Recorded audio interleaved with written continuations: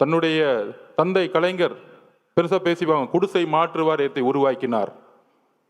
ஆனா இன்னைக்கு குடிசைங்களை தூக்கி எறிஞ்சுக்கிட்டு இருக்காங்க பெரிய பெரிய மாளிகைகளை கட்டுறதுக்காக. அப்படி தன்னுடைய பயணத்துல ஒரு கட்சி ஆரம்பிக்கணும், மக்களிட போகணும், மக்கள்கிட்ட போய் நம்ம நான் அரசியலுக்கு உங்களுக்கு நல்ல விஷயங்களை வந்தா என்னென்ன செய்வேன், பிரச்சாரத்தில் என்னென்ன தவறு நடந்துட்டு இருக்கு, நிர்வாகம் என்ன தவறு நடந்துட்டு இருக்கு, தமிழக வெற்றி கழகம் நம்ம தோழர்களும் நானும் ஆட்சிக்கு வந்தா என்ன நிர்வாக மாற்றங்களை உருவாக்க முடியும்னு மக்கள் கிட்ட சென்றுட்டு இருக்கார். மதுரை மாநாட்டில் சொன்னாரு, நீங்கெல்லாம் போய் ஒவ்வொரு வீடா மக்களோட சப்போர்ட் கேட்குறீங்க, நான் ஆல்ரெடி வீட்டுக்குள்ள போயிட்டு தான் மக்கள்கிட்ட வரேன். இது உண்மை, நான் பார்த்தேன் கண்படியா. நான் பாவ மன்னிப்பு கேட்டுக்கிறேன் இந்த திமுக 10 வருஷம் வேலை பண்ணதுக்காக.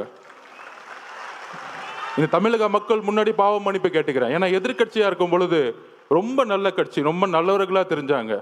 ஏன் நம்ம தலைவரை எலெக்ஷன் அன்னைக்கு கருப்பு சிவப்பு சைக்கிளோட உங்களுக்கு ஆதரவு கொடுக்குறேன்னு சொன்னாரு. உங்களுக்கெல்லாம் நன்றி உணர்வு இல்லை?